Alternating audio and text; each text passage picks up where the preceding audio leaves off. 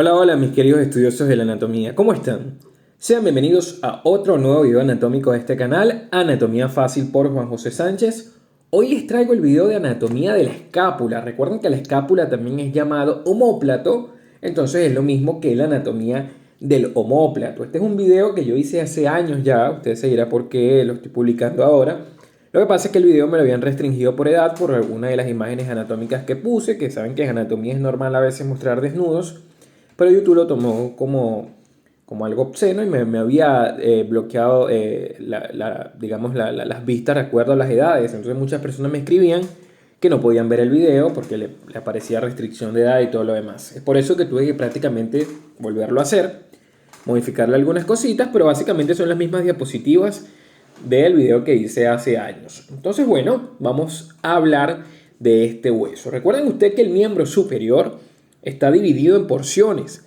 Hablamos de una porción más proximal denominada la cintura escapular, que es la más importante de la clase de hoy, ya que la cintura escapular se comprende de dos huesos, ¿okay? De la clavícula, que ya está en el canal, lo puedes buscar, y de la escápula, ¿okay? Que es este que vamos a ver hoy. Luego tenemos la porción del brazo, la siguiente porción del miembro superior, que va desde el hombro hasta el codo. Luego la siguiente porción va desde el codo hasta la muñeca, que sería la porción del antebrazo.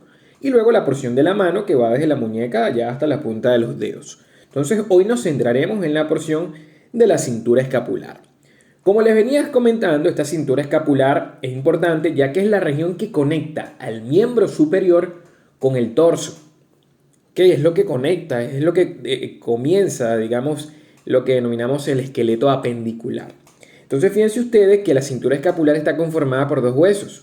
Hacia anterior, la clavícula, que ya la vimos, y hacia posterior, este omóplato o escápula, que es el que vamos a ver hoy. ¿Okay? Visto desde atrás, entonces vean la clavícula por delante y el omóplato por detrás.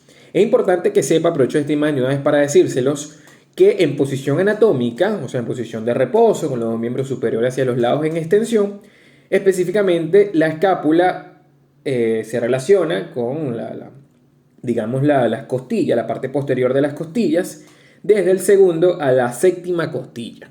¿Sí? A veces llega hasta hasta el séptimo espacio intercostal. Pero se habla de que en posición de reposo está en contacto desde la segunda hasta la séptima costilla. Entonces esta escápula es un hueso aplanado. Vamos a decir que tiene una forma más o menos triangular. Se dice que tiene una cara anterior, una gran cara anterior. Vean ustedes allí. ¿Okay? Con disposición con los demás huesos que están alrededor. Y aquí los voy a borrar. Pero antes de borrarlo, tengo que comentarles que la escápula se articula con dos huesos directamente. Vean que se articula hacia afuera con la cabeza del húmero, en la articulación glenohumeral o escápulo-humeral, que es la articulación del hombro. Y vean que una prolongación de la escápula que se llama el acromio, que es parte de la escápula, se articula con el tercio externo de la clavícula en la articulación acromio-clavicular. Entonces vean que se articula directamente con dos huesos. Sin embargo, cuando usted lee la escápula, en algunos libros hablan de una tercera articulación, que realmente no es una articulación, que es la articulación escápulo-torácica, que no es más que el contacto que tiene la cara anterior de la escápula con las costillas, como se los mostré ahorita, pero no hay articulación como tal, solamente están y tampoco es que están en contacto, hay unos músculos que están interpuestos. Pero bueno, por si acaso, por si la llegan a leer por allí, se están refiriendo al contacto, más no articulación desde el punto de vista como tal, de la cara anterior de la escápula con la parrilla costal, con la parte posterior de la parrilla costal. Entonces se describen dos grandes caras de la escápula, una cara anterior, vean ustedes allí, y una cara posterior que es la que está hacia atrás. Entonces, esta cara anterior y posterior están separadas por unos bordes. Estos bordes, como se dice que la escápula tiene forma de triángulo, van a ser tres bordes. Un borde superior, recuerden que esta es la escápula del lado derecho, no sé si les comenté, es la del lado derecho, una visión anterior de la escápula del lado derecho. Entonces tenemos un borde superior, aquí lo podemos denotar, un borde interno o medial, que como este borde es el que está viendo hacia la columna vertebral, lo llaman también borde espinal. ¿Okay? Entonces borde interno, borde medial o borde espinal. Y el otro es el borde externo o borde lateral, que como está viendo hacia la axila, lo llaman también borde axilar.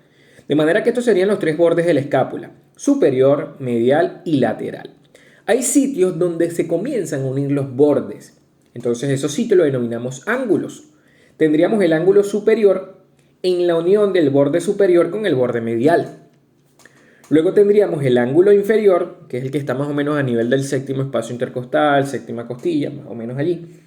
Y este ángulo inferior es la unión del borde medial con el borde lateral.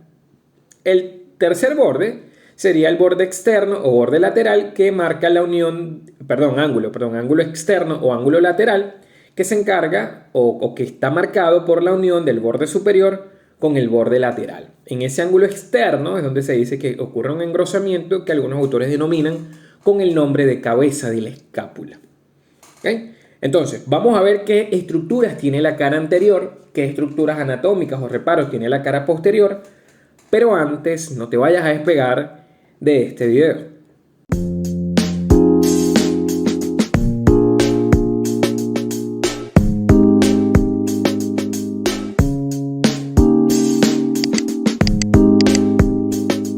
Es importante que te suscribas al canal. Aquí abajo donde tú ves que dice suscribirse, le das clic y queda automáticamente suscrito a los más de 300 videos anatómicos. Fíjense ustedes que este es el video número 36, así lo tengo, yo los nomenclo los videos con números. Este es el video 36 que yo hice. Y ya ahorita vamos por 310 videos más o menos, entonces imagínense ustedes todo lo que ha avanzado el canal desde que hice yo estas láminas. De hecho se van a dar cuenta que hasta el audio cambia un poquito, ya que ahorita tengo unos mejores equipos de grabación. Entonces la cara anterior es la más fácil de estudiar porque la cara anterior realmente es una cara, un hueco, eso es una cara cóncava. Bastante cóncava. Lo que pasa es que como la imagen es de frente no se nota bien la concavidad de la escápula. Pero ahorita cuando lo veamos de lateral se van a dar cuenta que es bastante cóncava la cara anterior, cóncava hacia adelante. Entonces está ocupado por toda una gran zona llamada la fosa subescapular. Que ahí se inserta un músculo, que lo van a ver en los músculos de la región del hombro, que es el músculo justamente subescapular. Muy bien. Vamos a ver que en la cara posterior sí se complica un poco más. ¿Por qué se complica un poco más la cara posterior? Porque la cara posterior está, vean, quitamos nuevamente la clavícula y quitamos al húmero para dejar solamente a la escápula.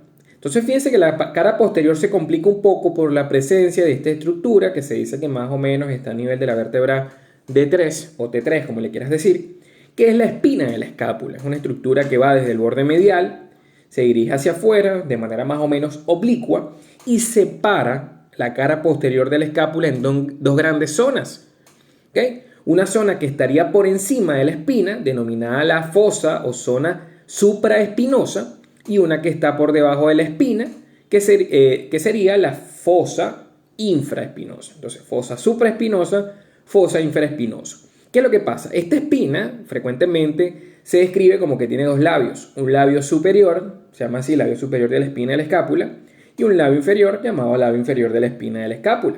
¿Qué es lo que pasa? Fíjense que la espina siempre está pegada a la cara posterior de la escápula. Siempre está pegada. Pero llega un momento que se separa y comienza a flotar. Es como la misma espina, pero ahora flotando. En el momento, se dice que esta espina comienza a flotar. Pasa que aquí no se nota bien, pero aquí como un espacio que denota que esta zona se separó y se elevó. Entonces, en el momento que esta espina comienza a flotar, comienza a elevarse, le cambiamos el nombre a acromion de la escápula. De manera que el acromion no es más que una prolongación de la espina de la escápula. ¿Okay? Entonces tendríamos la espina y el acromion en rojo. A través del acromion es que se articula con el tercio externo de la clavícula. Entonces las dos grandes fosas que me quedan en relación a la espina es la supraespinosa, y se las marco en verde, y la infraespinosa, que aquí se la marco en azul.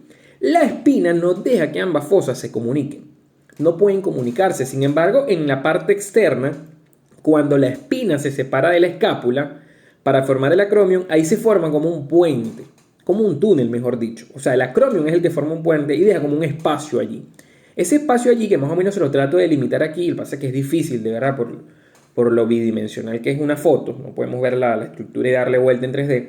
Ese espacio se denomina la escotadura espinoglenoidea.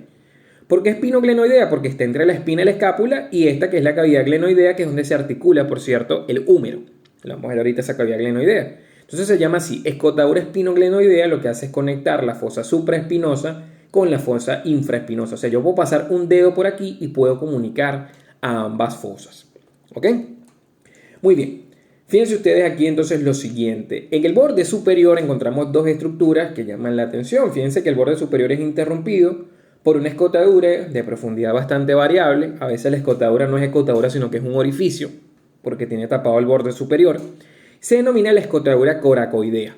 Y se llama escotadura coracoidea porque justamente al lado de ella, un poco hacia el lateral, viene una apófisis en forma de gancho denominada la apófisis coracoides. Muy importante, ya que hay músculos importantes que se originan y otros que se insertan allí. Entonces, apófisis coracoides y quien está al lado de la escotadura coracoidea. Fíjense que hacia afuera se estrecha la escápula y se forma, esa estrechez se denomina el cuello de la escápula y después del cuello viene la cabeza como tal. La cabeza es la parte entonces que se va a articular con la cabeza del húmero justamente en la articulación glenohumeral. ¿Okay? ¿Qué es lo que va a pasar? Esa cavidad, digamos que es una cavidad que tiene la cabeza, se denomina la cavidad glenoidea. Es por eso que la articulación se llama glenohumeral, porque es la cavidad glenoidea de la escápula con la cabeza del húmero.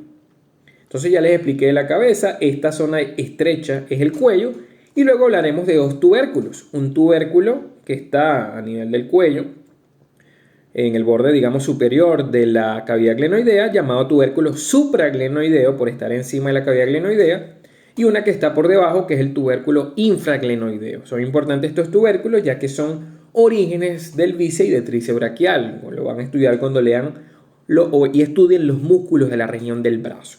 ¿Okay? Tubérculo supraespinoso y supraglenoideo y tubérculo infraglenoideo. Fíjense ustedes esta visión lateral, esto es anterior, esto es posterior. ¿Okay? Esta es la escápula del lado izquierdo, no como la que estamos viendo en la otra imagen que era del lado derecho, son dos libros distintos. Entonces fíjense que hacia anterior es una concavidad hacia adelante, que es la fosa subescapular, lo que formaba la cara anterior. La cara posterior, la espina, cuando la espina se separa se convierte en acromion. Y esta zona, vean, en forma de escotadura que conecta la fosa supraespinosa con la infraespinosa, es la escotadura espinoglenoidea. Toda esta es la cavidad glenoidea. ¿Ok? Esto que ven aquí arriba sería el tubérculo supraglenoideo y el que ven aquí abajo rugoso, tubérculo infraglenoideo. Todo este borde, como es el que está viendo hacia la cavidad glenoidea, nos dice que es el borde lateral o externo de la escápula. Esto fue entonces todo el video de escápula. Espero que te haya gustado. No olvides suscribirte, dale like al video si te gustó y puedes buscarme en Instagram en @JuanPisoSánchez1315.